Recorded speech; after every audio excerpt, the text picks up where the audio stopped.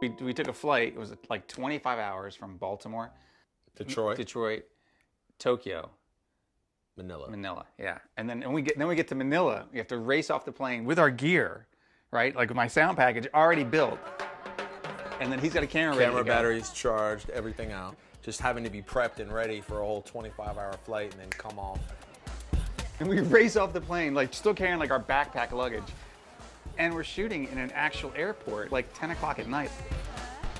People getting their luggage and their carts are going around and kids screaming and yelling. And then we had never met anybody on the crew before, or a cast. And with them, it was their meeting of their relatives that they hadn't seen for a year. Exit, exit!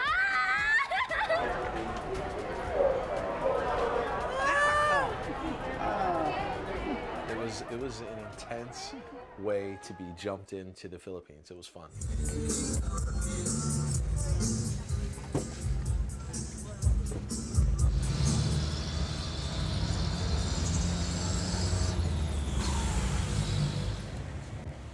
I remember talking to Ramona, the director, about how to shoot in a language that you don't understand. And in the Philippines, there's not only Tagalog, there's, I don't know, maybe 80 other languages. And Ramona said that she liked often shooters who don't understand the language because they listen more to the visuals and they go more with the spirit of the scene, which was awesome. I mean, it was really freeing just to look at the visuals and to notice body language and try to get into the zen of it.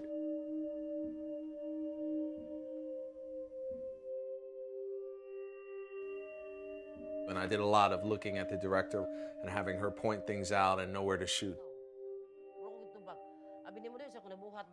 So listening to people's cadence as almost like music, it was really tricky, and not knowing the language meant really learning more as the music of the language, delivery and the moment and the pacing of what I'm saying. It was challenging and fun at the same time.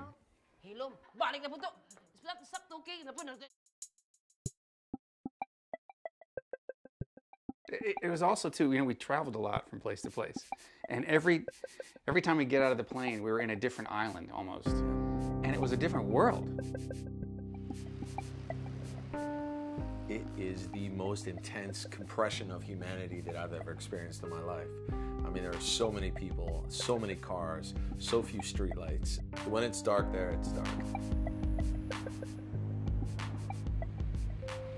And in the Philippines, people use whatever lane they want. Yeah. Whatever lanes work. It's not really two-lane road. It's more like, it's like wherever there's not a car, hopefully. Yeah. It's just non-stop craziness everywhere we went.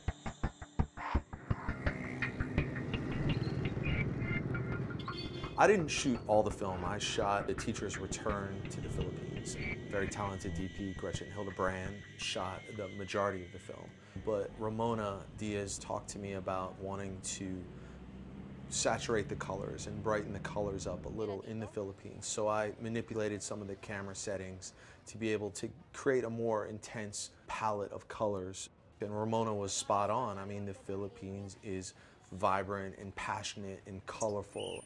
All the volume is up on everything in the Philippines, whether it's the temperature or the food or not having headlights or how people drive. It was just a very, very intense experience. I think the biggest difference between shooting sound in the Philippines and here in the States, or any Western country really, is just the noise floor. First off, it's just crazy. Like, the level of noise in the streets is really unbelievable. Between the little motors they have, the little scooters they have around, and the buses and the diesel engines and the horns, and that's how people communicate, and it's just horn, horn, horn. And then people live right next to the streets, so even being inside somebody's house, you're not removed from that level of noise or that. Not even New York City is as loud as every place we were in the Philippines.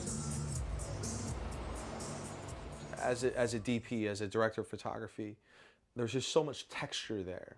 I just remember shooting in buildings with green walls and bare bulbs, texture and depth and so many things to shoot through. Never a boring house to shoot in. Like, the whole room was just like, wow. And pictures on the wall. Here's anybody in the film's house in the Philippines, and here's anybody in the film's house in America, and it's completely different. There's no mistaking those two spaces. Aesthetic tchotchke everywhere. You could shoot forever, just people walking and crossing. Stores that are still open at 11 o'clock at night in a small town. A small town there could have 10,000 people. You know, a small town in America might have 1,000 people. So many elements to add beauty to the photography ends up making a better film.